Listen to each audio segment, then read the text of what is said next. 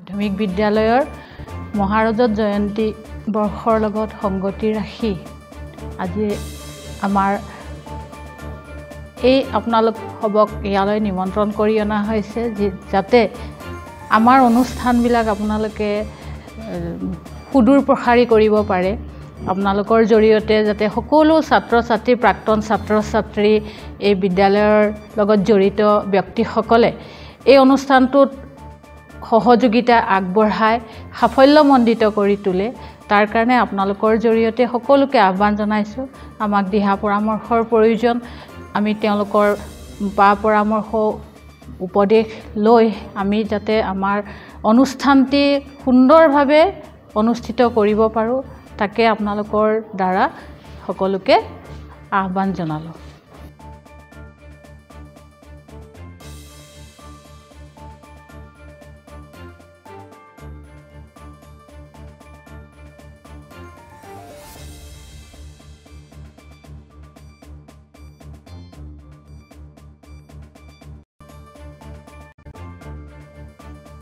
Margherita public উচ্চতৰ মাধ্যমিক বিদ্যালয় এই মহাৰজত জয়ন্তী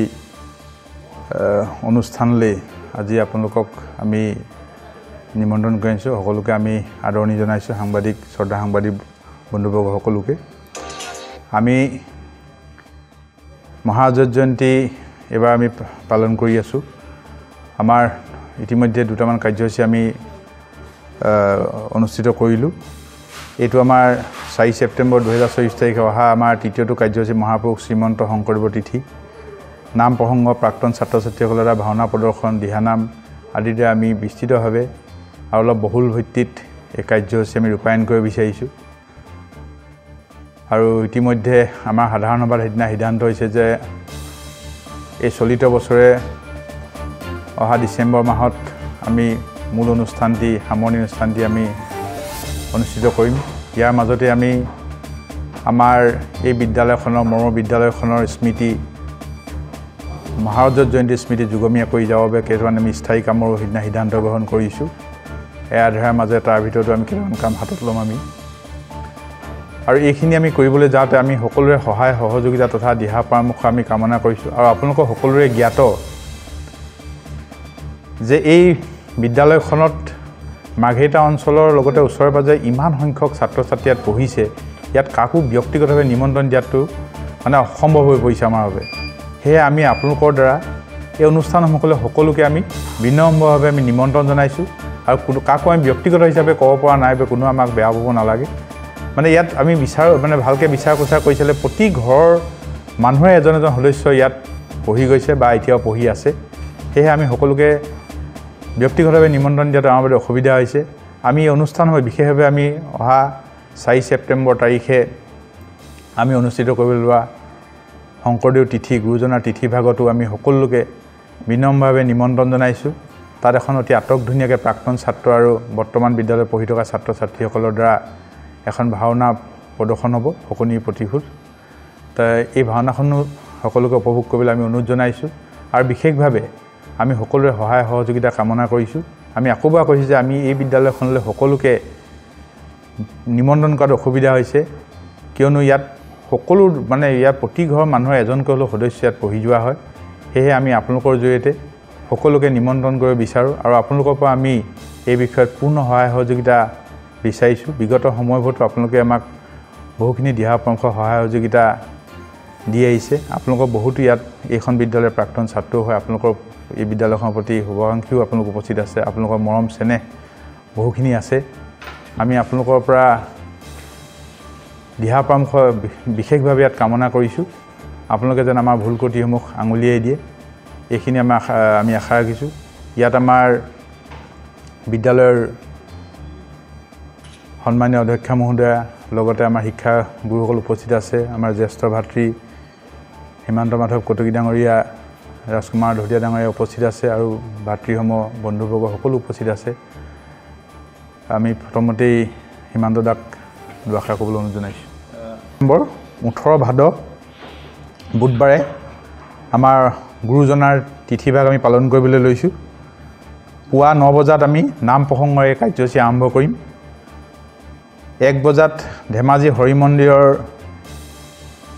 দলৰ দ্বাৰা দিহানাম পৰিৱেশন। এইটো অসমৰ এটা দিহানামৰ বিখ্যাত দল, আপোনালোকে সকলোৱে জানে। সন্ধ্যা আমাৰ যিসকল ইয়াৰ পৰা বিদ্যালয়ৰ পৰা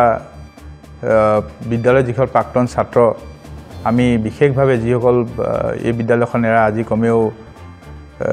20 বছৰ 25 বছৰ হ'ল, তেনে এটা চিন্তা কৰি আমি বয়োজ্যেষ্ঠ ব্যক্তিসকলক আমি ইয়ালৈ নিমন্ত্ৰণ কৰিব বিচাৰিছোঁ। তেখেতসকলৰ দ্বাৰা আমি বন্তি প্ৰজ্বলন কৰোৱাম। তাৰপিছতেই আমি বিদ্যালয়ৰ ছাত্ৰ ছাত্ৰীৰ দ্বাৰা বৰ্তমানৰ ছাত্ৰ ছাত্ৰীসকলৰ দ্বাৰা দিহানাম পৰিৱেশন হ'ব। আৰু তাৰ লগে লগে 7টা বজাত বিদ্যালয়ৰ ছাত্ৰ ছাত্ৰী আৰু প্ৰাক্তন ছাত্ৰ ছাত্ৰীৰ দ্বাৰা শকুনি প্ৰতিও ভাওনা প্ৰদৰ্শন হ'ব। উক্ত দিনা কাৰ্যসূচী ইমানেই। বন্ধুসকল, আপোনালোকে সকলোৱে জানেই যে মাৰ্ঘেৰিটাৰ আটাইতকৈ পুৰণি উচ্চ শিক্ষাৰ অনুষ্ঠান মাৰ্ঘেৰিটা পাব্লিক উচ্চতৰ মাধ্যমিক বিদ্যালয়ে বিগত 23 বৰ্ষত 75 সংখ্যক বৰ্ষত ভৰি দিলেহি। এই বিদ্যালয়খন জন্ম হোৱা 75 বছৰ হ'ল আৰু এই 75 সংখ্যক বৰ্ষত আমাৰ বিদ্যালয়ৰ সমূহ পৰিয়ালবৰ্গই এই 75 বছৰ অনুষ্ঠানটিক আমি এটা স্মৰণীয় অনুষ্ঠান হিচাপে গঢ়ি তোলাৰ বাবে, এটা স্মৰণীয় বছৰ হিচাপে গঢ়ি তোলাৰ বাবে বছৰজোৰা কাৰ্যসূচীৰে মহাৰজত জয়ন্তী অনুষ্ঠান আয়োজন কৰিছোঁ। আৰু এই মহাৰজত জয়ন্তী অনুষ্ঠানটি সভাপতিৰ দায়িত্ব আমি দিছোঁ এই বিদ্যালয়ৰে প্ৰাক্তন ছাত্ৰ তথা মাৰ্ঘেৰিটা সমষ্টিৰ বৰ্তমানৰ বিধায়ক শ্ৰীযুত ভাস্কৰ শৰ্মাদেৱক। কাৰ্যকৰী সভাপতি হিচাপে এই বিদ্যালয়ৰ অধ্যক্ষাক দায়িত্ব অৰ্পণ কৰা হৈছে। এই বিদ্যালয়ৰে প্ৰাক্তন ছাত্ৰ তথা মাৰ্ঘেৰিটাৰ এগৰাকী বিশিষ্ট যুৱনেতা সত্যৰঞ্জন বৰকাকতিক সাধাৰণ সম্পাদকৰ দায়িত্বৰে এখন বৃহৎ আমি কাৰ্যকৰী সমিতি গঠন কৰিছোঁ, উদযাপন সমিতি গঠন কৰিছোঁ। আৰু এই উদযাপন সমিতিয়ে ইতিমধ্যে বছৰজোৰা কাৰ্যসূচীৰ অংশ হিচাপে কেইবাটাও কাৰ্যসূচী ইতিমধ্যে সম্পূৰ্ণ কৰি গৈছে। আৰু অহা 4 ছেপ্টেম্বৰ আমি এই বিদ্যালয়ত অধ্যয়নৰত প্ৰত্যেকজন ছাত্ৰ ছাত্ৰীয়ে জানো যে